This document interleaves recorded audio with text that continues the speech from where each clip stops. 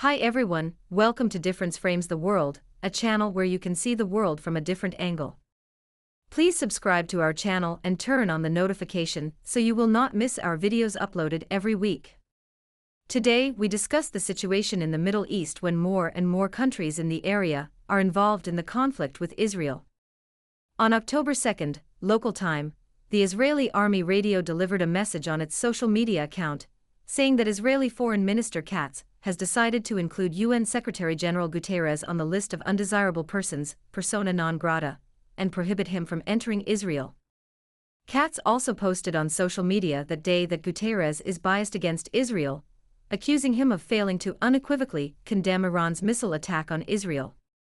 Israel has persistently complained over the UN's approach throughout its year-long war in Gaza. It is worth mentioning that on September 26, Katz rejected the 21-day ceasefire proposal from the US and France, and the Israeli Prime Minister instructed his army to continue the operation in Lebanon. A Reuters report that day said that Israel had rejected global calls on September 26 for a ceasefire with the Hezbollah movement, defying the United States and continuing the strikes that had killed hundreds in Beirut and deepened fears of an all-out regional war. On October 5, 2024, when most people in the world were celebrating the long-waiting weekend, fresh strikes from Israel killed 2 people in Lebanon, wounding 15, and the death toll in Lebanon had passed 2,000 the same day when Israel resumed bombing. The strikes may have displaced millions, but most airlines, if not all, have stopped flights to and from Beirut, making evacuation difficult. Many countries are planning to repatriate their nations from Lebanon, but only China took back over 200 Chinese from the deadly stricken city. It is a little ironic that the West keeps criticizing China for its so-called human rights issue, and tries to convince the world that the Chinese people are leading a miserable life, unlike Westerners happily living in the US, UK, France, and Germany, to name a few. When wars and national disasters come, the Chinese government always stands behind its nationals. When an all-out regional war is looming, most, if not all, Western airlines choose to avoid the affected area, especially Beirut. According to the real-time flight tracker map of global aircraft at 6 on October 5, 2024, most routes passing through the Middle East currently choose to avoid conflict areas, and there was only one plane at the Beirut International Airport. Under such a critical moment, a chartered flight, Air China CCA 061, headed directly from Beijing to Beirut International Airport in Lebanon at around 9 on October 1, 2024. About 20 hours later, on October 2, 2024, Beijing time, 151 people, including 146 Chinese citizens in Lebanon and their foreign family members, arrived safely at Beijing Capital International Airport. Based on a Reuters report on October 5, 2024, China is the only country that repatriated its nationals, and those so-called democratic nations in the West, including the US, the UK and Australia, 3 anti-China AUKUS members are still discussing and deciding whether and when to take their nationals back. It is noteworthy that the Israeli Prime Minister tells the world that danger is threatening his country and people, and orders strikes to eradicate the danger. Millions of civilians have been put under or in danger that can kill them at any time. Still, the retiring US President Joe Biden, who has lived long enough far away from the war, reaffirmed his support for Israel amid Iran's missile attack, and the Pentagon confirmed that the US had helped Israel shoot down missiles from Iran.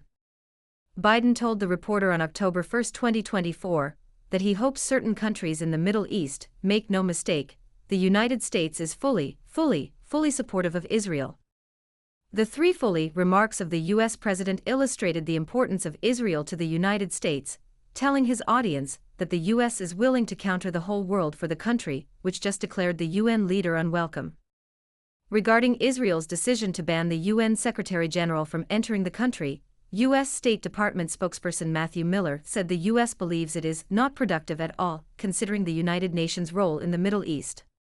Rather than criticizing the Israeli foreign minister's decision to ban the UN chief from entering Israel, the United States merely says that it is not productive, implying that Israel could have taken more radical actions against the United Nations. This is not the first time Israel has taken such measures against UN officials. On February 12, 2024, Israeli Foreign Minister Katz said the United Nations Special Rapporteur on Human Rights in the occupied Palestinian territory Albanese, would be banned from entering Israel, as the latter had expressed on the social media platform X, formerly named as Twitter before Elon Musk's acquisition, that the attack on Israel in October 2023, in response to Israel's oppression of Palestinians, and the international community did not take any measures to prevent it. Katz expressed dissatisfaction with her remarks and asked the UN Secretary-General to fire Francesca Albanese. On October 1, 2024, UN Secretary-General Guterres issued a statement through his spokesperson's office, expressing concern over the escalation of the Lebanon-Israel conflict. The statement called for an immediate ceasefire, saying that a full-scale war in Lebanon must be avoided at all costs, and that Lebanon's sovereignty and territorial integrity must be respected. The statement mentioned Guterres had spoken with the Lebanese Prime Minister, Najib Mikati, earlier on the morning of October 1. He told Mikati that the entire UN system in Lebanon is mobilizing to help all those in need in his country. The UN leader also called on the international community for the $426 million humanitarian pledge launched in Beirut that day. The statement said Guterres and his representatives on the ground would continue to work to ease the situation. The Israeli foreign minister condemned the UN leader after Iran's missile attack and announced Israel does not allow him to enter the country. He is angry with the UN leader, as the United Nations does not stand with Israel like certain countries in the Middle East crisis.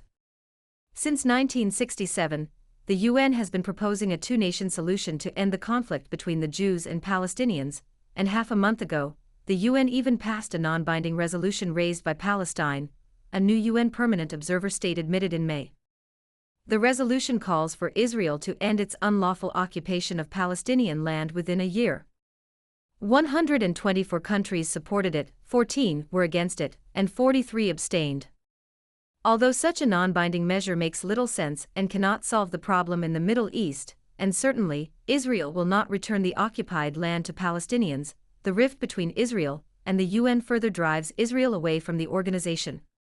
Israel's courage to slap the United Nations face is surprising, though, as very few countries have done such things before. Even though most countries in the world understand the insignificance of the UN, and do not pay due respect to the UN officials, they pretend to care about the organization and its officials. The United Nations is headquartered within the United States, and for many decades, the US has tried to use it as a tool to maintain its rules-based international order. However, the United States cannot fully control the organization with Russia and China counterbalancing its influence. The Russians have caused enough trouble for the US in the United Nations. The former Soviet Union and its successor, Russia, vetoed UN proposals 133 times.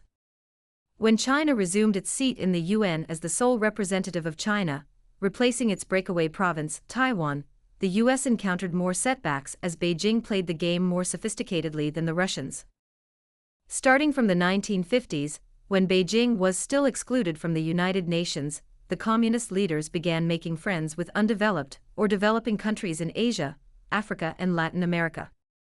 It was with the support of those friends that the UN General Assembly passed Resolution 2758, and the People's Republic of China resumed its seat in the United Nations in 1971. All member states of the UN, big or small, are said to be equal, each having a ticket to approve or object to a resolution. The United States can no longer use the United Nations as it wishes. As a result, the organization does not deserve America's respect anymore.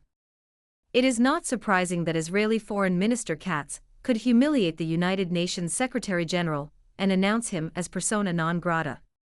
He accused the UN chief of backing terrorists, and murderers and branded him a stain on the history of the UN. He slapped the face of the UN leader, and those of all other member states endorsing the UN Charter, including the US. The relationship between the US and Israel is like that between a parent and a kid. Still, it is hard to distinguish which one is the daddy.